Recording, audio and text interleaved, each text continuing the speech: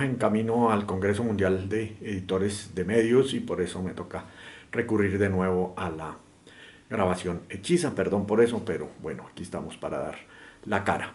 En errores garrafales siento que esta semana pues no fue tan terrible como otras que hemos tenido, pero sí tengo algunas para reportar.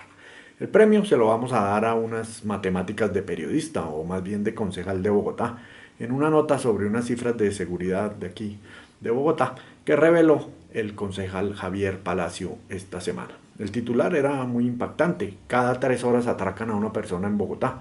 Sin embargo, cuando uno iba a leer la nota, las cifras del concejal decían que en 2015 se habían cometido 9.982 hurtos, es decir, 83.1 por día o 3.46 por hora.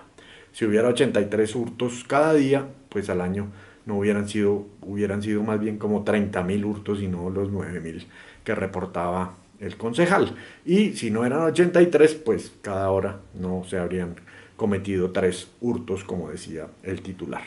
Al ir a buscar el origen de estas matemáticas de coquito, fui a la página del concejal y la cita era tal cual, exacta. El error provenía de allí, lo cual, por supuesto, no excusa, ni mucho menos que el periodista acá simplemente hubiera copiado textualmente sin reparar qué era lo que decía. Al final no pude saber cuál era la cifra real, pero a juzgar por los otros años, pues sí era esa, alrededor de los 30.000, y entonces sí da ese promedio más o menos de 3 hurtos por hora. De todos modos, un oso tremendo con las matemáticas. Otra medio simpática se nos fue el jueves pasado con el encuentro de Francisco Santos con el hijo de su primo, el presidente, Martín Santos. El error fue que en el título se hablaba de la posible reconciliación de Francisco Santos con su primo, Martín Santos. Y no es el primo, es el hijo del primo. Pero lo chistoso del despiste es que en la nota Pacho Santos todo el tiempo decía que Martín le decía el tío y que él a Martín se le decía hola sobrino. Así que como que el que puso el titular no supo ni siquiera lo que escribió en la nota. Nos plantearon ustedes un debate bastante interesante. @Julio M. Londono lo planteó y lo apoyó @empleadashogar sobre una nota que se titulaba Empleada doméstica suministró escopolamina a una familia para robarla. Y @Julio M. Londoño escribió: esta noticia estigmatiza, ¿cierto? Y pues sí, no voy a negar que la noticia refuerza esa idea falsa de que las empleadas domésticas son ladronas no lo niego. Pero la pregunta es si por eso entonces es una noticia que no debería darse. Y ahí sí no estoy tan seguro. Es una noticia de interés, sin duda, y si hay estigmatización, la culpa no creo que sea del periodismo, sino de esas manzanas podridas que desdicen de la profesión. Si mañana saliera un titular que dijera, no sé, que un periodista recibió plata por dar o por ocultar una información, pues me daría muchísima rabia con ese periodista, porque su actuar pues nos estigmatiza a todos, pero no se me ocurriría pensar que la culpa es del medio que publicara esa información.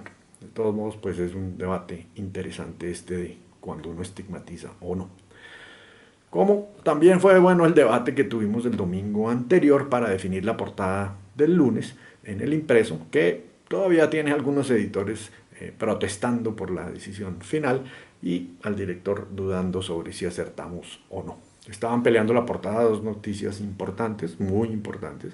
Una, el triunfo de Juan Pablo Montoya en las 500 millas de Indianápolis. La otra, el premio a la mejor ópera prima del Festival de Cannes para César Acevedo con su película La Tierra y la Sombra. Difícil poner, digamos, un punto de comparación para esos dos logros. Las 500 millas de Indianápolis pues, es una de las carreras más importantes y de mayor tradición en el mundo entero, y que una película triunfe colombiana, triunfe en Cannes y que entre, digamos, al círculo de distribución mundial de películas, pues no resultaba menos importante. Al final, como vieron, por los argumentos que expresaron, se impusieron los culturales con el cine, pero al final siento que pesó un poco en todo ese debate y en esa discusión el poco cariño que muchos en la redacción le tienen a Juan Pablo Montoya, y eso sí me deja un mal sabor. En fin, de todos modos, cualquiera de las dos noticias era magnífica y merecía la portada, de manera que tampoco es un asunto que me trasnoche demasiado. Bueno, no es más, nos vemos, chao.